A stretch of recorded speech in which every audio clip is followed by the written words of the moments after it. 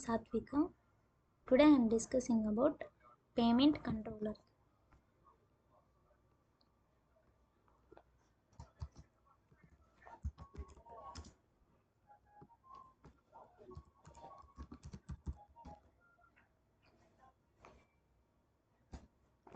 This is one service in my project payment PayPal provider service.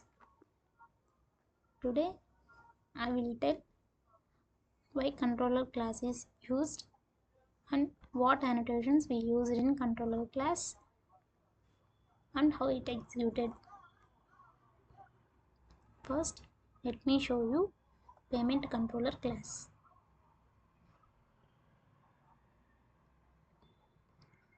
This is payment controller class in project. In this class, we used some of annotations. I will explain today what are these annotations, why we used these annotations in this class. First, let me explain you about all these annotations, what are we used in this payment controller class. First, @REST controller.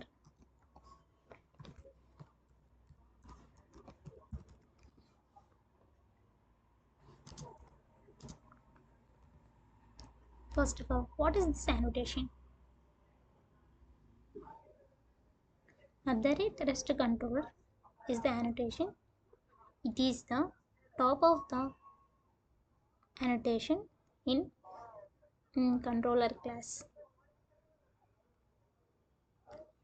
This is a Spring Boot annotation that tells the framework this class is a REST API control.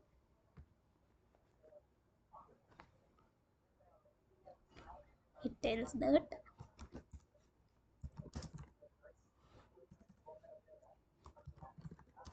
this class is a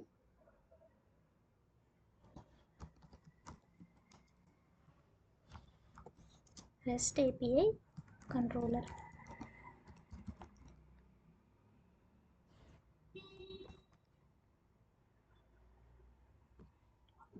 It is a combination of @controller and @response body.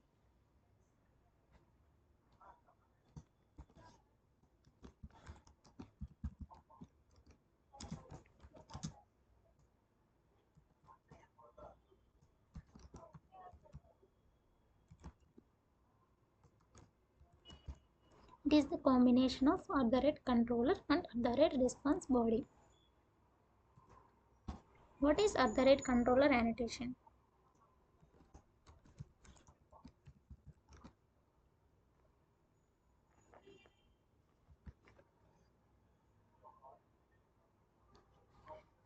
@controller is a Spring Boot annotation.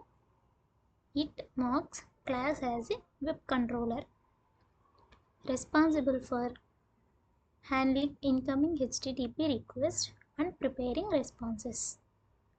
It is a specialization of the @component annotation, means that class annotated with @controller are automatically detected by Spring's component scanning and managed by the Spring IOC container.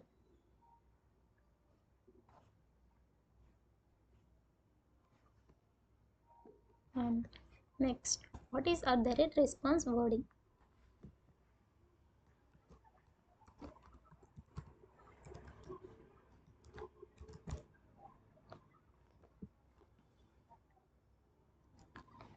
@response body annotation in Spring Boot is used to indicate that the return value of a controller method should be bound directly to the web response body. This means that instead of resolving the return value as a view name, Spring will serialize the object and write it directly to the HTTP response.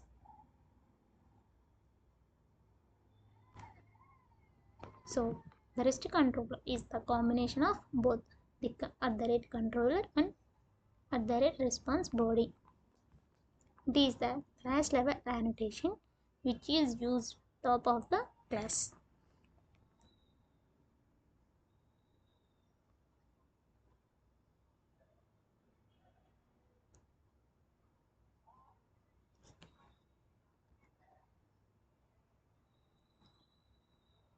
All the methods inside this class will return data directly as JSON to the client. When we annotate a class with @REST controller, then all the methods that present inside that class will return data directly as JSON to the client. You don't have to manually add @response body to every method.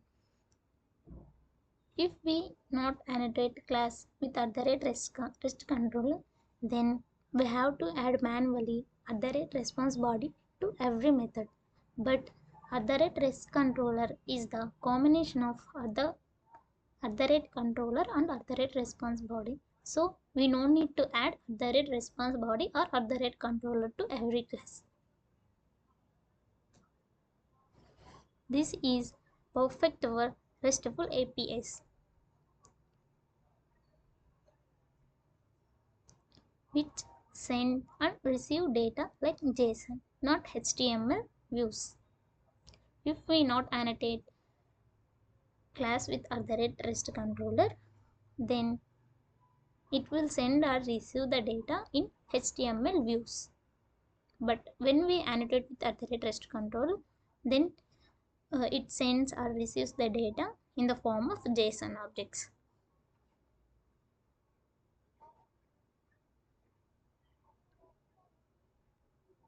Next, another annotations that we used in payment controller is @request mapping.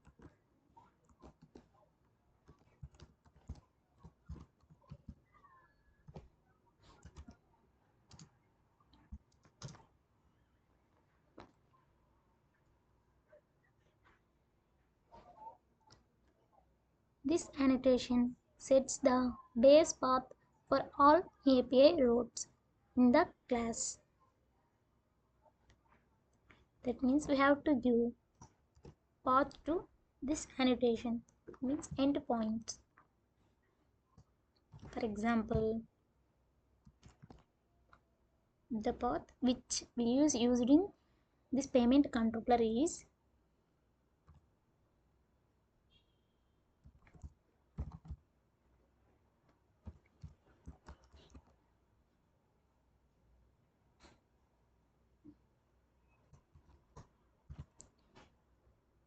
this is the path which we used in our class.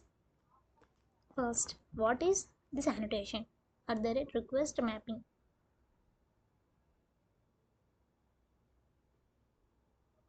When we annotate the class with @request mapping, it thinks of this as the prefix to every API endpoint in the controller.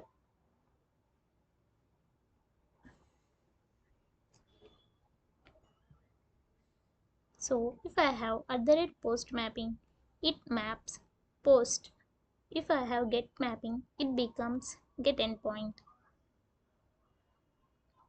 This keeps URLs consistent and organized.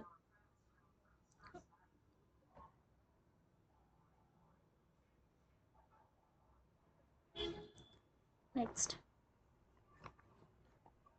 annotation is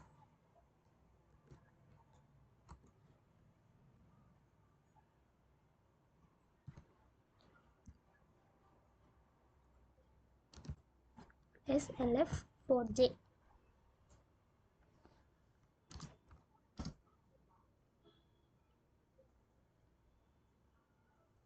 When we annotate with this annotation, which comes from Lombok and helps us with logging.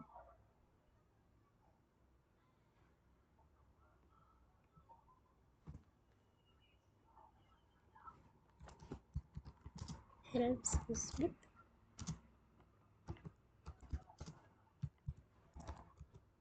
logging. This automatically creates a log object, so you can write things like if you have to print anything in the console, then you use log.info method. These methods are present in slf4j package. So we have to import it, or we have to annotate with slf4j.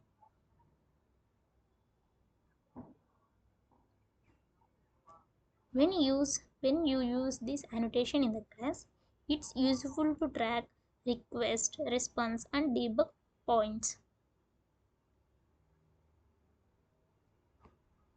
You don't have to manually define a logger. Lombok does it for you. You don't have to write manually system.out.println. It is responsible of slf4j. When you use this annotation, if you have to print anything, then print like this: log.info.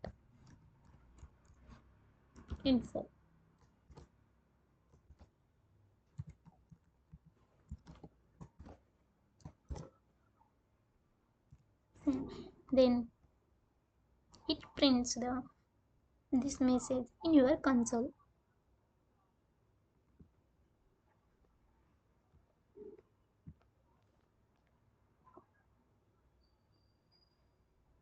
You don't have to manually define a logger for this. Lombok means this which presents in this. It does it for you. It will do it for you.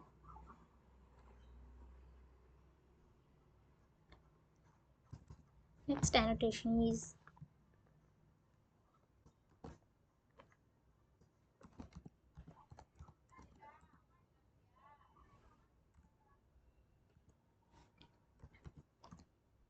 required args constructor.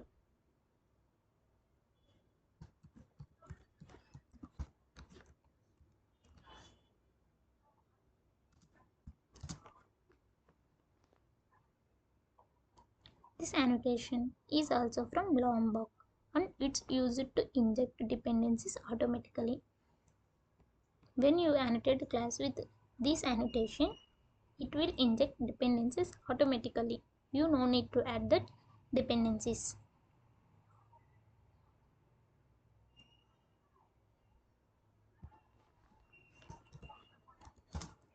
It injects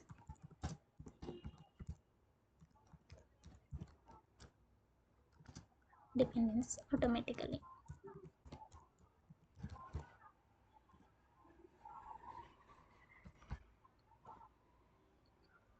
It generates a constructor with only the final fields.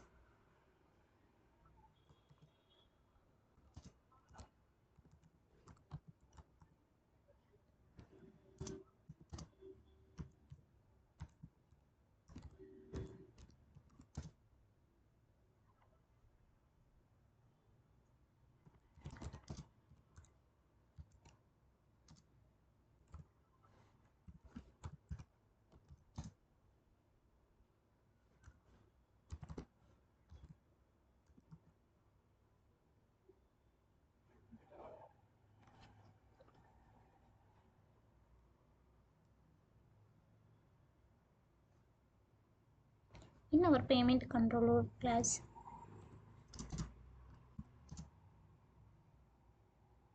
the final field is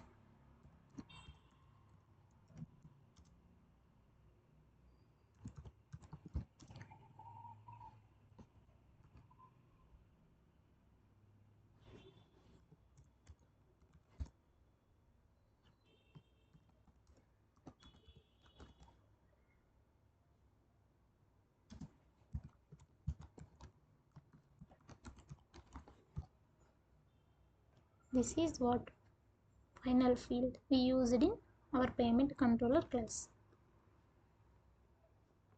So Spring Boot will automatically inject payment service into the class using constructor injection.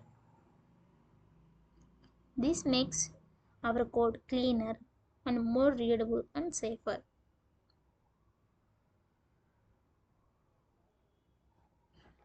The another annotation which we used in our payment controller class is @post mapping.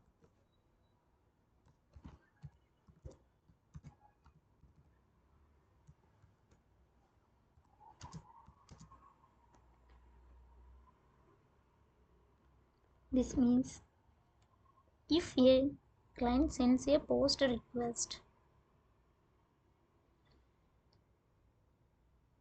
to run this method, you typically use post for creating resources like new orders.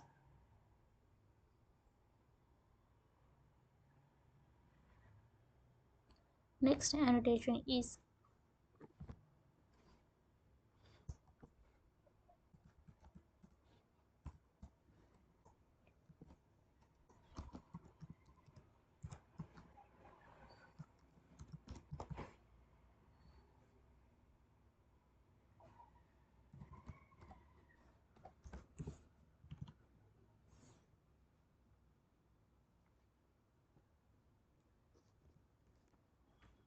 this tells Spring Boot to send back a specific HTTP status code when the method completes.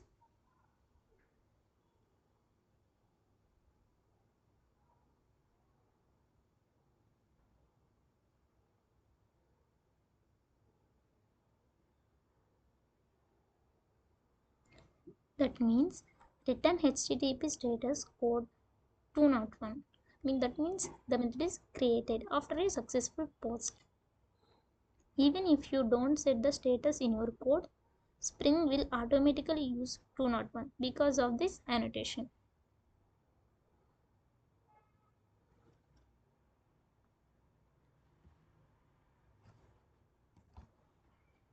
And another annotation is the request body.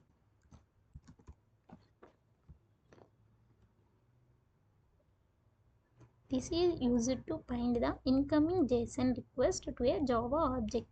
It combines the incoming JSON object to the Java object.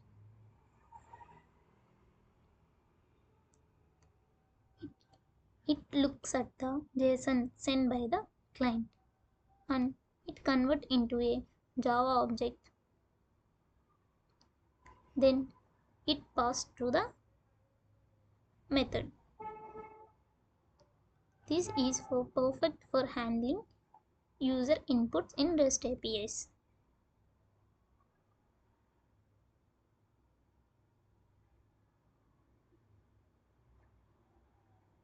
And another annotation is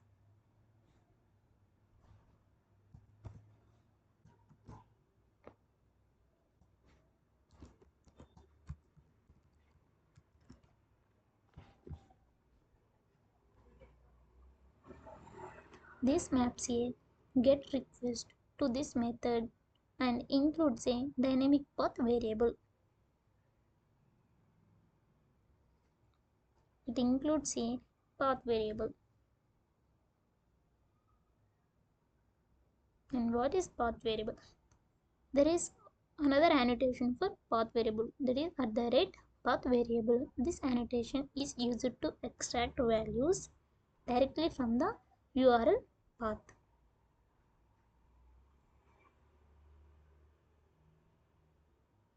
That means whatever value in the URL will be assigned to the variable in the method.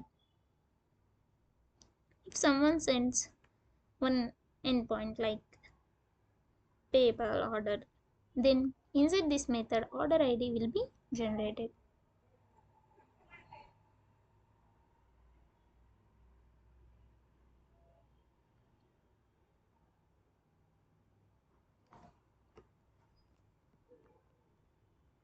Let me explain you payment controller class.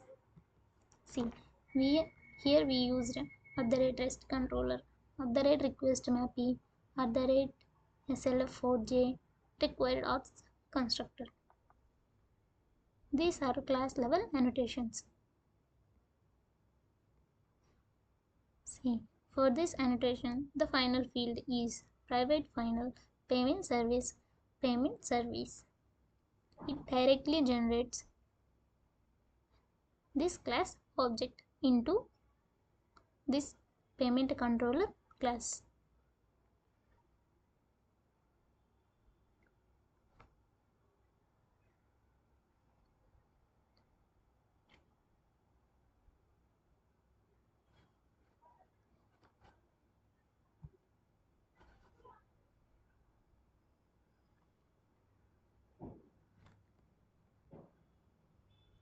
This annotation tells the Spring that is this class is a REST API controller. It automatically makes the class ready to handle API request and response as JSON. It uses by default JSON object.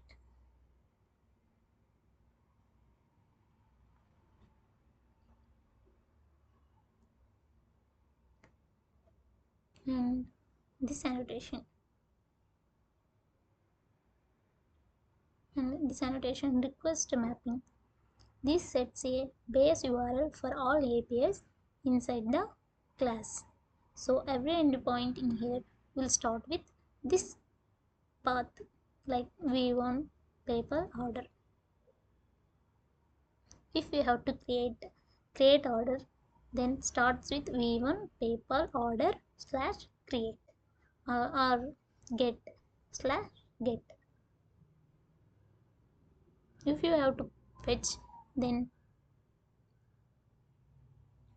you have to start with this path with order ID.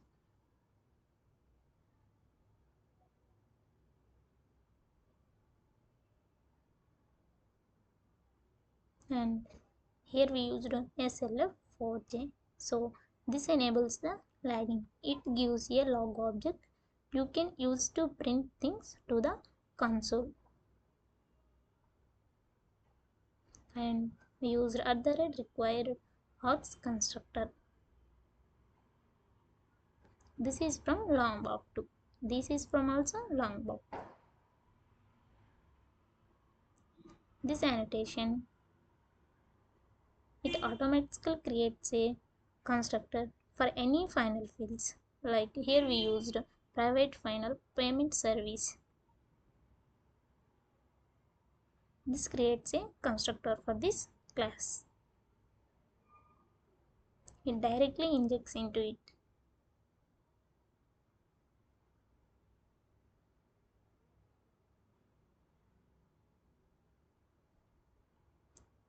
And inside the class, you are creating the controller class here and injecting the payment service constructor. This service can contain the core business logic like how to create or how to get the order, how to capture the order. Here we create order endpoint.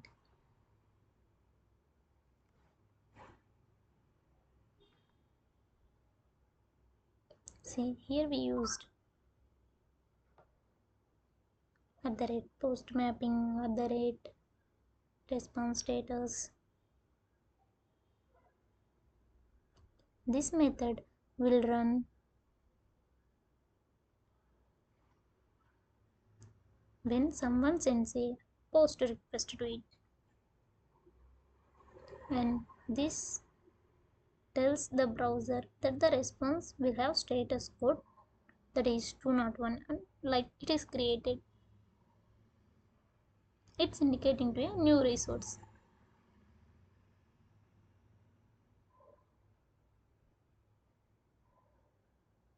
And here used @request body. Spring will take it as incoming JSON body and convert into a Java object.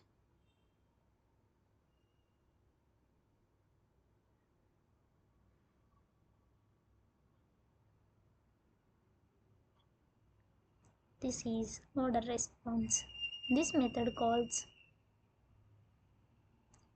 this this method calls order response, which performs the actual order creation using your service logic. Then you log it and return the response.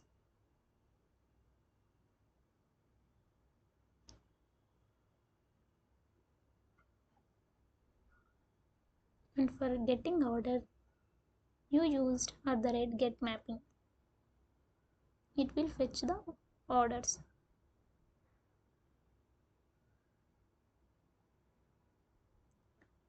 This method handles get request path variable. This means Spring will extract the order ID from the URL and pass it into the method.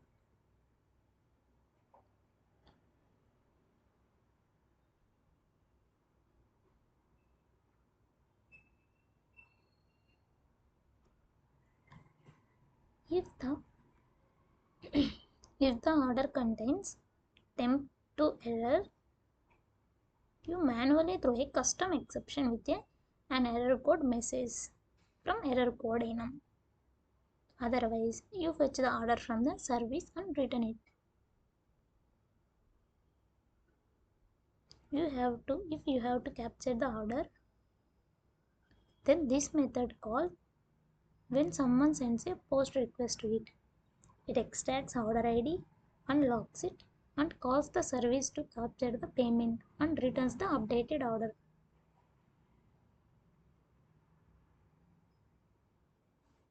Overall, this payment controller exposes three main endpoints: create, fetch, and capture a PayPal order.